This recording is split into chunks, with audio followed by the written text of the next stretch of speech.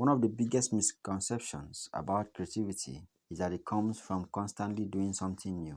We often imagine creative people as those who are always chasing fresh ideas, experimenting with different styles, or making something no one has ever seen or done before. While there is certainly a place for exploration, pottery teaches a different lesson.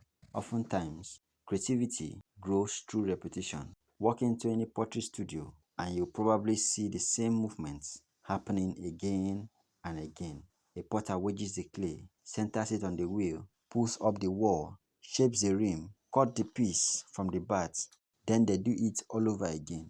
At first glance, it might seem repetitive, but something remarkable is happening beneath the surface. With every pot, the hands become more confident, the movement becomes smoother, the mind spends less energy worrying about technique and gains more freedom to think creatively. Instead of wondering how to center the clay, the potter begins asking deeper questions. What if I change the curve of this bowl? What if I made the foot slightly narrower? What if I altered the proportions of this vase? Repetition creates space for imagination. When the basic skills become second nature, your attention is no longer consumed by the process. It becomes valuable for exploration. That's why many experienced potters throw the same form hundreds of times. They are not repeating because they run out of ideas. They are repeating because every piece teaches them something new. A mug thrown today may have a more comfortable handle than yesterday's. A bowl may have a softer curve. A vase may feel more balanced simply because of one small adjustment.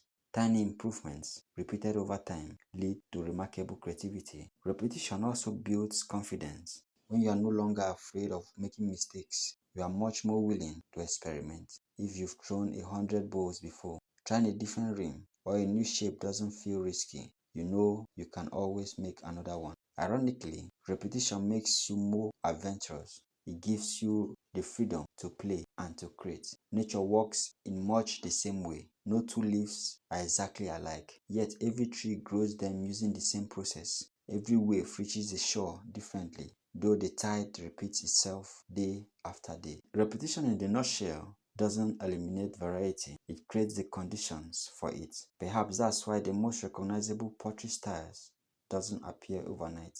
They emerge slowly, one pot after another, one lesson after another, one small refinement at a time. Eventually, a unique style begins to appear, not because the potter was trying to be different, but because the repetition quietly revealed their own way of making. Maybe that's the hidden gift of repetition. It isn't the opposite of creativity, it's the foundation for it. Because every time your hands repeat a familiar movement, they become a little more skilled, a little more confident, and a little more free to create something that didn't exist before. And perhaps that's the real beauty of pottery. The same lump of clay, the same spinning wheel, the same simple movements.